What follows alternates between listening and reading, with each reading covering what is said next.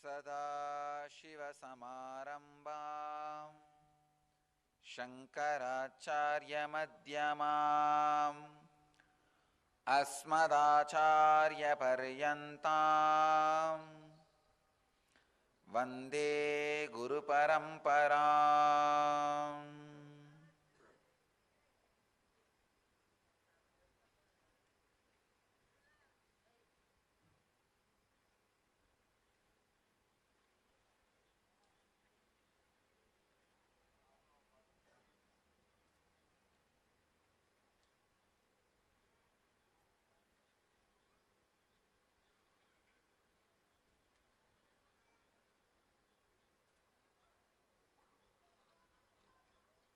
I welcome you all with my love and respects. I welcome all the devotees and disciples who are sitting with us at this moment around the world.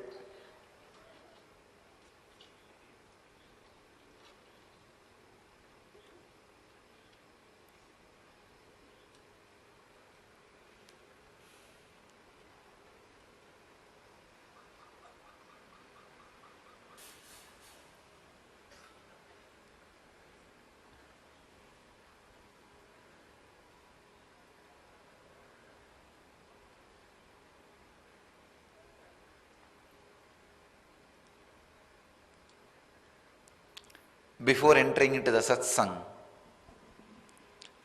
I wanted to remind all of you to sit in Padmasana or Vajrasana and have your hands in Samana Mudra. Let us create the intense yen effect on the cosmos, an experience on the individuals. Let the individuals experience an experience. Let the cosmos go through an effect.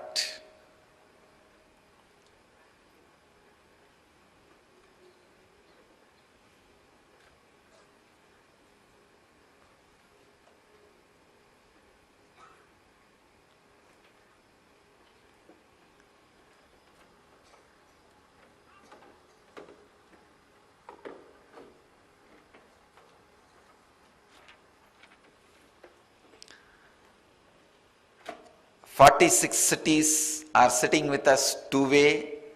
I am able to see, and more than 838 places in 307 cities in 45 countries. People are sitting with us. I am able to see Los Angeles, San Jose, Seattle, Columbus, Phoenix, Houston, Queens, New York separately. One center in Queens, New York, and another one center in New York.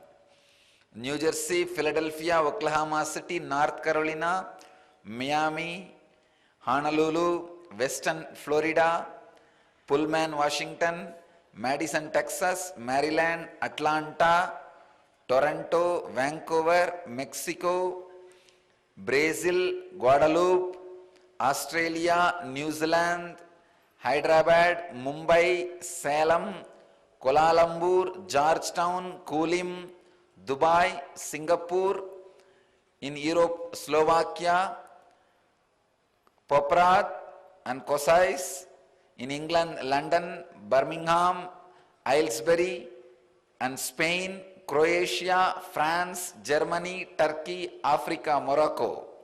I am able to see all these countries in front of me.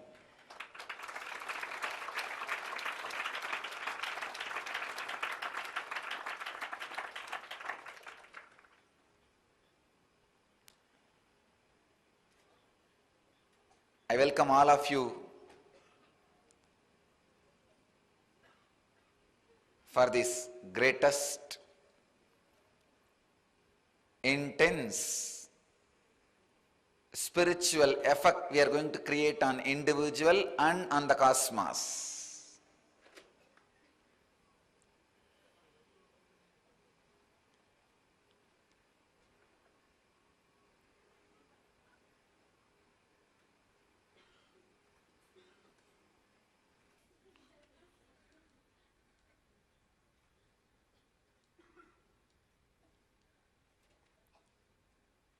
Today I'll share only one story from Shiva Purana.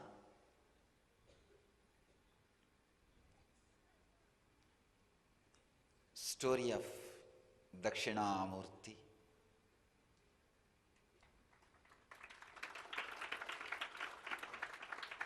Shiva appearing as the ultimate master on the planet Earth.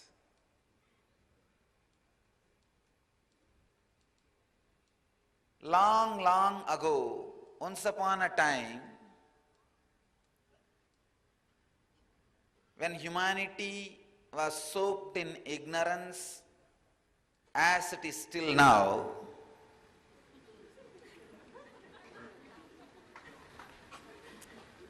there were a group of people who were very successful in whatever they want to do through different powers. They had almost all powers. Anything they want, they can make it happen. These group of great intellectuals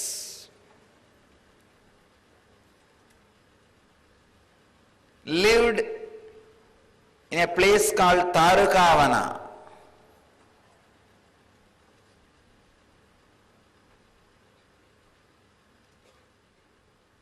It is the area between the Madurai and Chennai.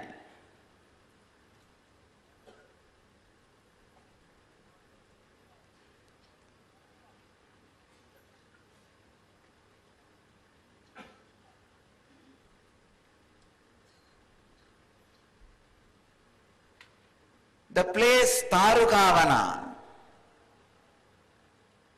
huge forest, filled with so many intellectuals. They are called Tarukavana Rishis. Amazing intellectuals, and know the techniques and technology to do whatever they want to do in the outer world. Powerful beings. They had a lot of mental powers. They can create anything they want just through the power of mind, and just by doing some rituals, certain rituals, yajnas, karmas. One of the biggest problem happens when you get these extraordinary powers, when things go smoothly in your life, you start thinking you are everything, or there is nothing higher than you. These Tarukavana Rishis, some of the great intellectuals, because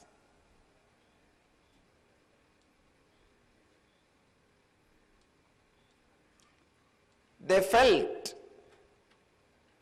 they can do anything they want through the power of yajnas, yahas. They started experiencing or feeling the subtlest problem of life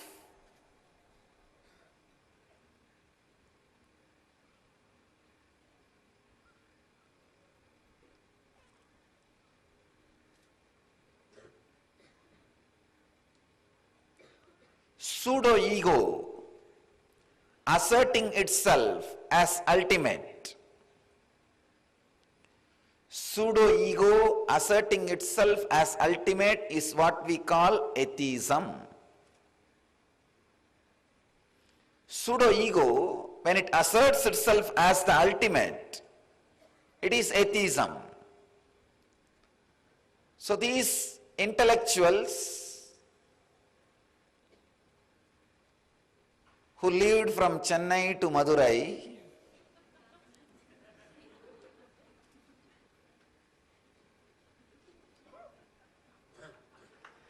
because they can achieve anything they want, they can do anything they want in the outer world, they thought there is nothing superior or higher than them. They became atheists.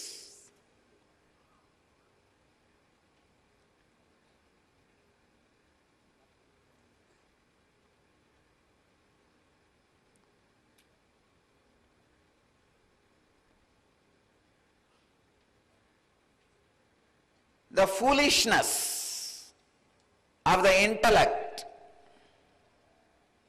or arrogance of this atheism has gone to the extreme,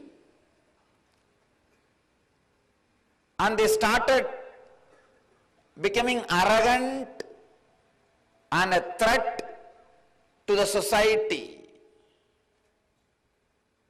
Usually,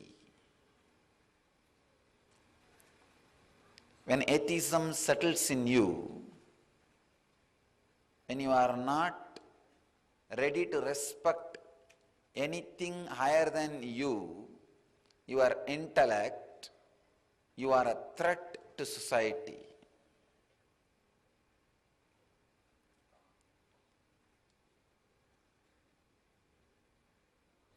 Mahadeva, Sadashiva, has to do his job of protecting humanity. He has to teach a lesson to these intellectuals and protect the humanity from them and protect them also from themselves. He needs to save them also from themselves and the humanity from them. He needs to teach lesson to them and transform them, make them understand, and he needs to save the humanity from them. When an atheistic intellect settles on you, it is not only threat for others, it is threat for you also. So, silently, Shiva lands in the Tarugavana as a handsome young man.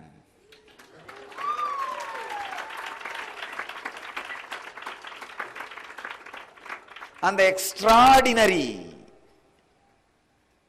glow and the energy which is beyond skin, the extraordinary radiance, tejas, beyond the skin color, extraordinary attraction beyond the size of the body, he manifested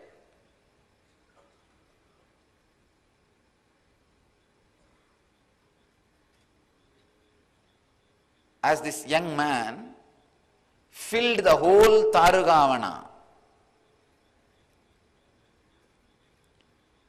And he went round the Tarugavana in the name of begging to collect food. His Parivrajaka Yatra.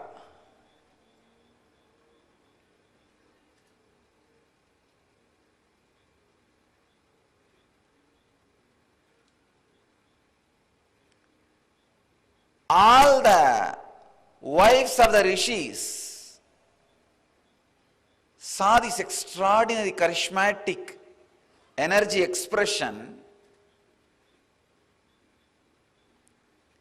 Fortunately, they were not bitten by the snake intellect. They were not caught in the arrogance They were not caught in the pseudo ego of their husbands. One important thing you need to know, if your husband is caught in pseudo ego, just to oppose him, you will be saved from it.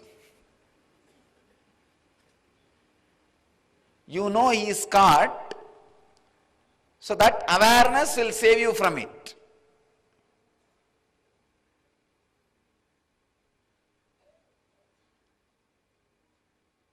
See, anything he does is wrong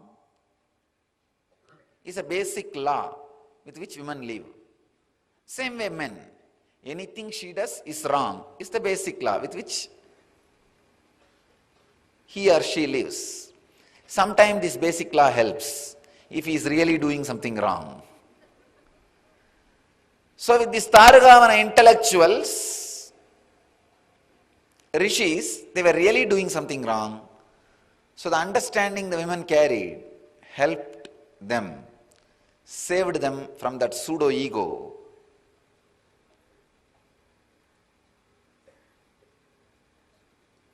They saw this young man, ascetic, a sadhu, walking in the streets, asking for alms. Not only they gave food,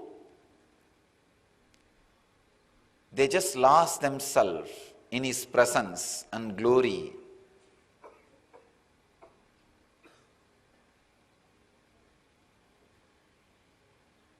All of them have started spending time around him,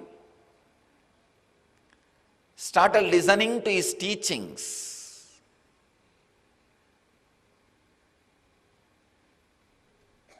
Imbibing those ideas. Just within a few days, problems started in the house. When these guys imbibe these teachings and ideas and come back to the house, they naturally bring the photograph and mala.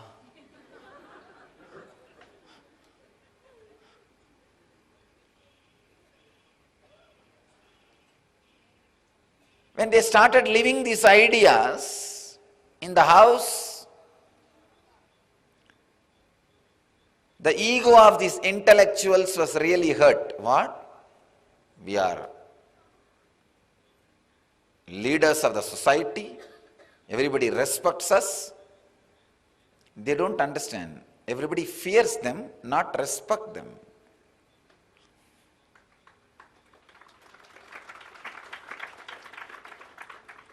These intellectuals, when they see people fearing them, they think they are being respected. No. There's a difference.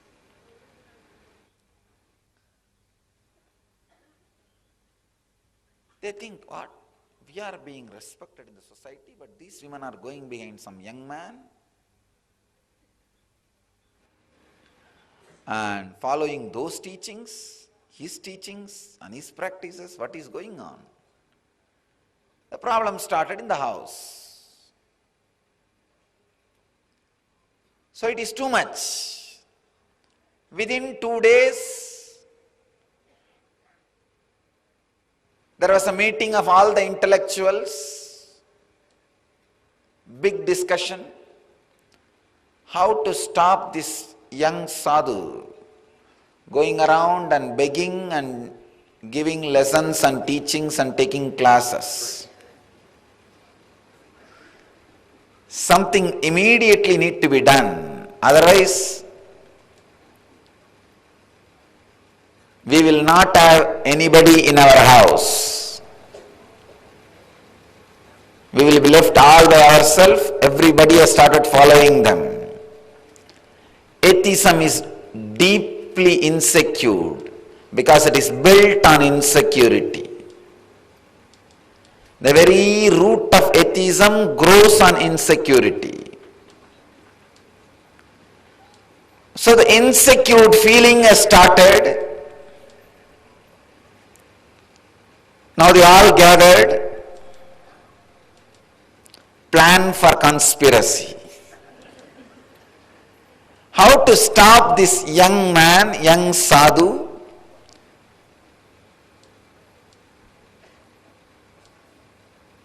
teaching. There were so many ideas, but nothing worked out because he is fearless. Nothing can be taken away from him.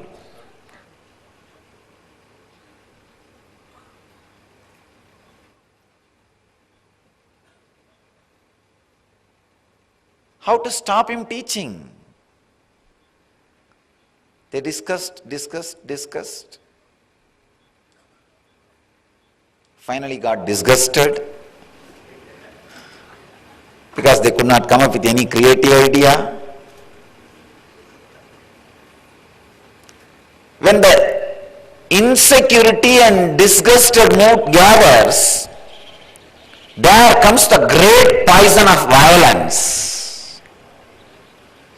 If you are insecure but have some hope, immediately violence won't start.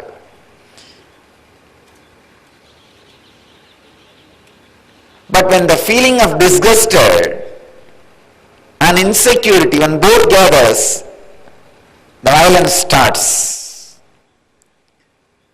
They created a violent plan. We need to destroy him, finish him off. So they gathered.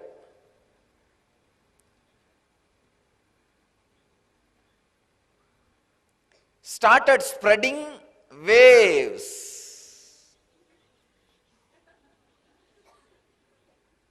Those days, yajna. Those days, yajna means what? Creating certain kind of waves and sending all over the world. They organized a huge yajna and started chanting different mantras, started creating negativity and sending it towards him. The young boy, after going around and taking classes, was just relaxing in samadhi under a banyan tree.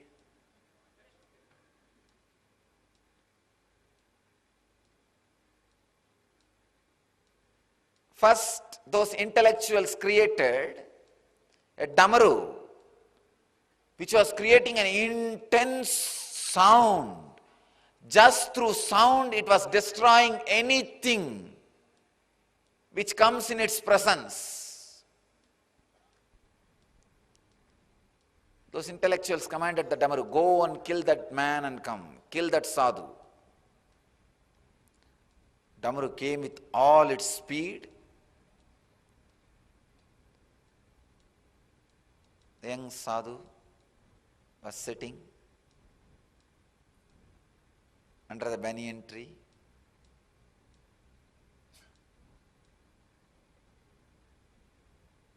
The light smile, opened his eyes and saw what is coming.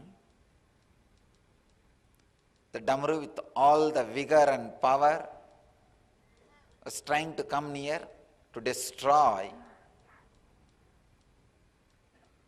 All this young sadhu did, he just caught it and kept in his hand to play whenever he wants.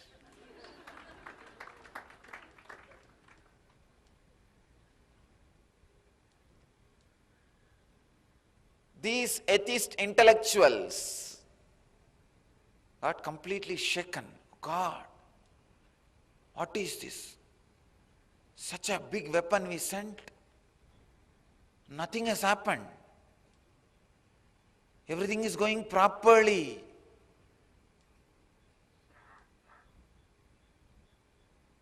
He is there. Then they thought we should do something more. They created a deer and said, go and destroy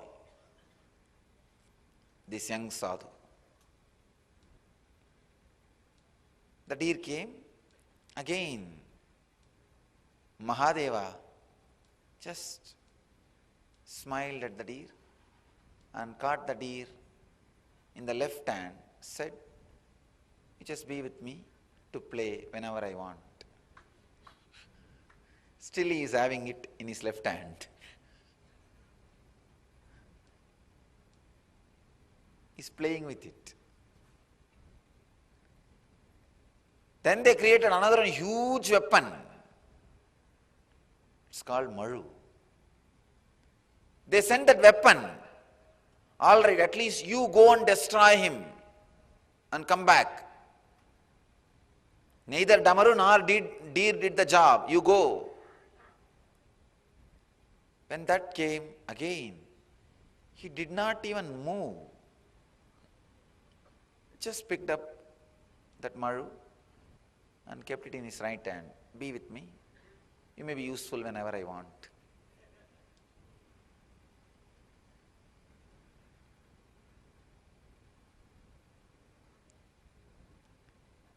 It's too much. Then they created a tiger out of that fire and sent.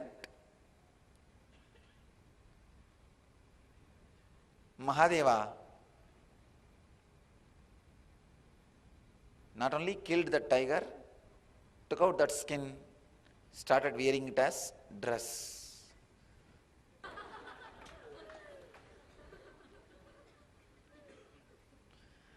So he started wearing it as dress.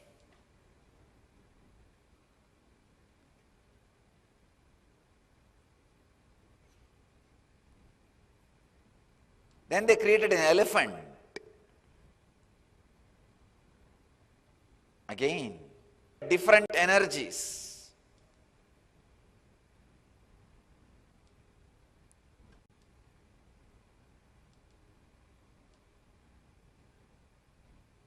Finally created a Asura, dark,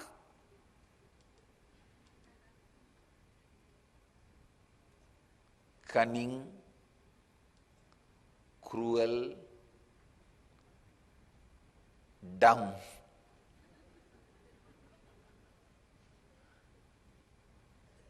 Muyalaka. They said, you go and do some conspiracy, create some problem, destroy this young sadhu. Shiva did not even bother. He just picked him up and put him at the feet. He was dead. But these asuras are dangerous. Even if they are dead, you have to always keep 1 foot on them so that they don't come back. He puts his feet.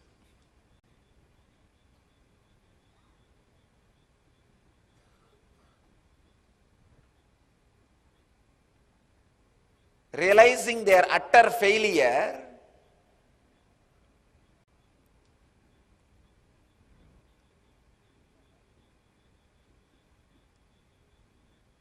they tried to do all possible things.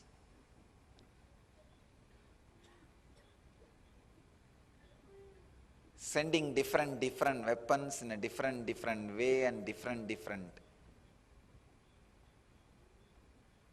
negative energies. But nothing could hurt Mahadeva. Nothing could hurt that young sadhu. Everything goes and just surrenders itself at his feet. They were shocked, surprised, unable to understand what is going on, confused, completely disturbed. Mahadeva feels the deep compassion, it is time to teach lesson to these fellows, to complete the avataric mission. What for he assumed the human body.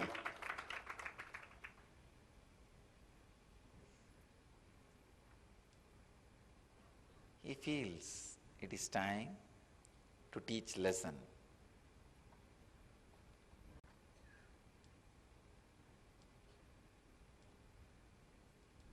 All he does is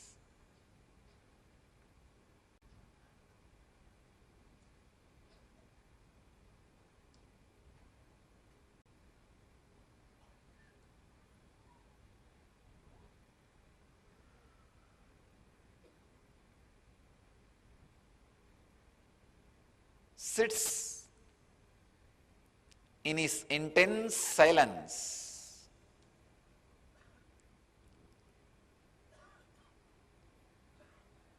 Just by his intense silence and presence,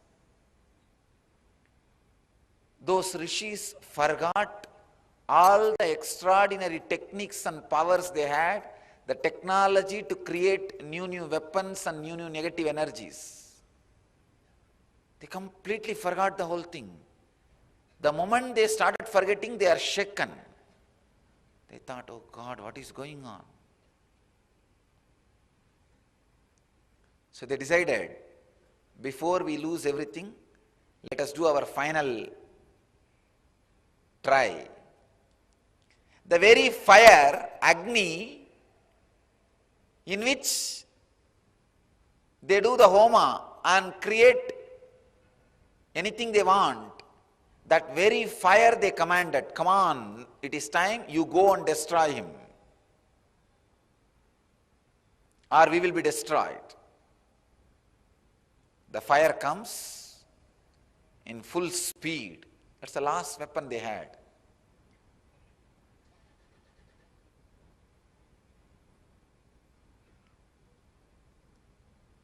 Shiva did not even move his body, just opened his eyes, picked up that fire in the left hand, still he is holding in the left hand. You can see as Dakshinamurti, he will be holding it in the left hand. That is a fire. Now, these rishis lost practically everything, nothing is left.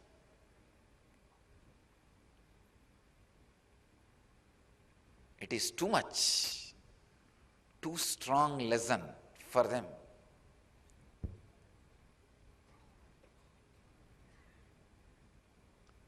But even though they were thinking about this young sadhu to destroy him, but continuous thinking about him has brought some good things to them.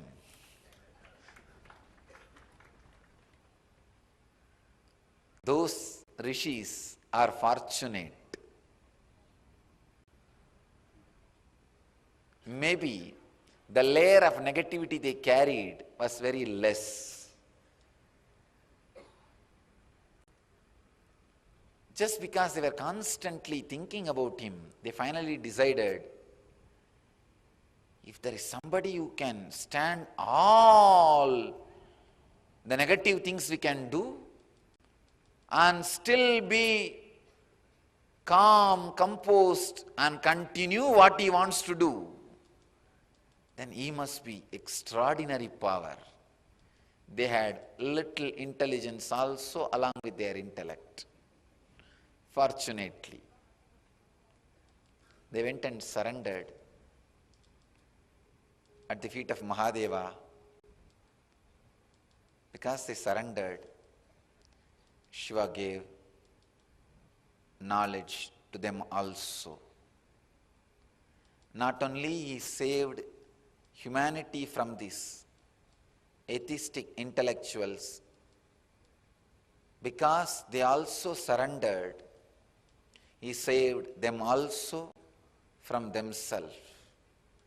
By his presence, intense silence, he liberated them, enlightened them, made them to understand just the karma or the extraordinary powers are not ultimate.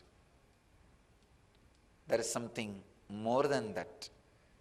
Just because you can do anything you want, don't think you are ultimate.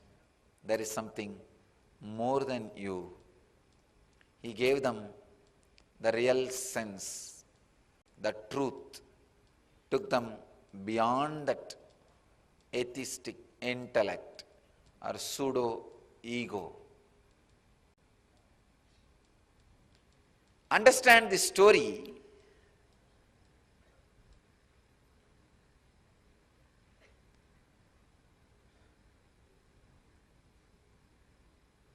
When Guru assumes the human body,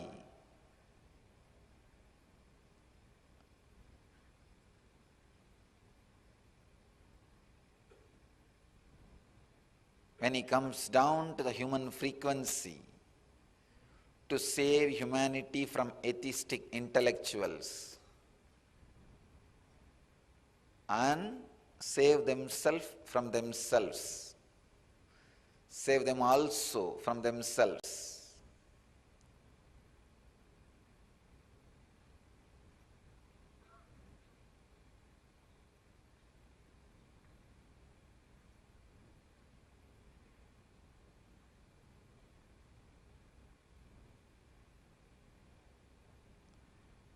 The extraordinary silence he radiates itself is power.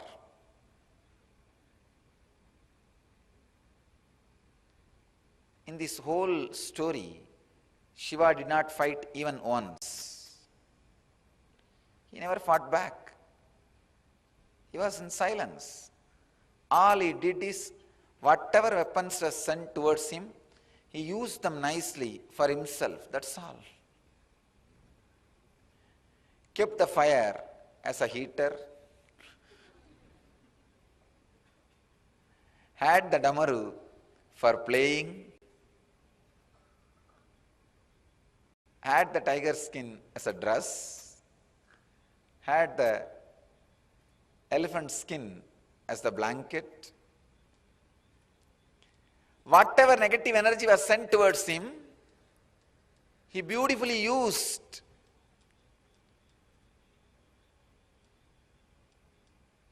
For his life. He knows how to use any negativity, turn it into positive and use it for his life.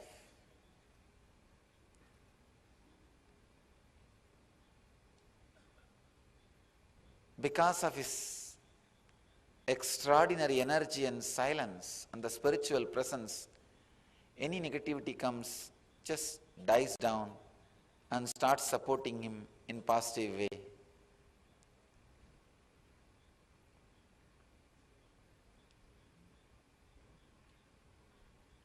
After all that, after all this attack, still he is sitting silently in the banyan tree, radiating his presence.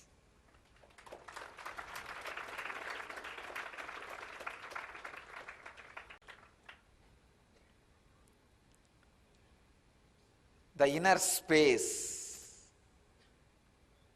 continues to radiate the extraordinary silence.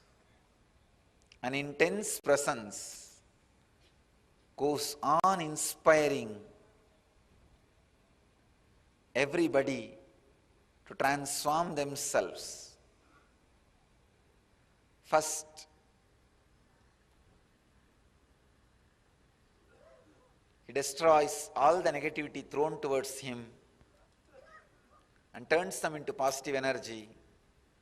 Then he transforms the very people who are trying to throw negativity towards him.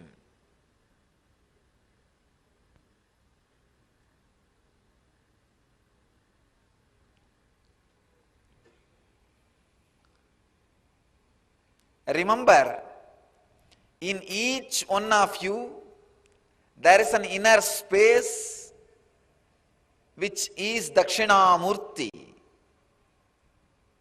Shiva happening in human body. Atma Guru, who goes on transforming any negativity thrown at you as positive. Any incident happening, life throws at you, understand, bring it to that space. It will turn that into positive. If life is throwing fire at you, bring it to that Dakshinamurti. He will turn that into positive.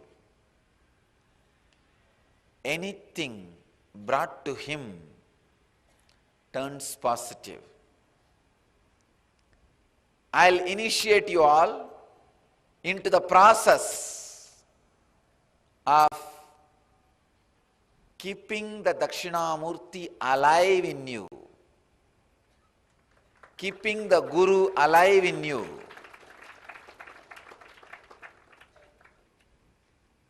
In every one of you, Shiva has taken human body, is there inside you as Dakshinamurti, sitting in the eternal silence under the banyan tree of Anandagandha.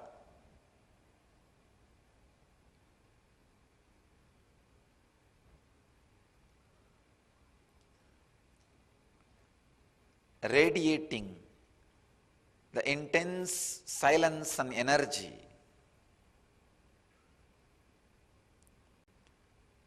Whenever life throws things at you,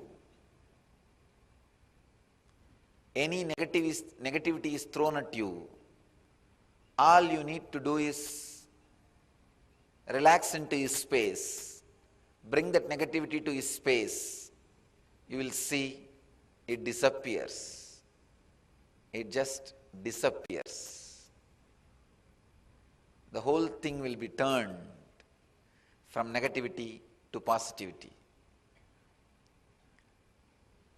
All the problems thrown at you will become glory for you. The way you handle them, it will all become glory for you. Understand, all the negative energy can be just turned into positive energy, and you will continue to sit and radiate the intense silence and the energy under the banyan tree.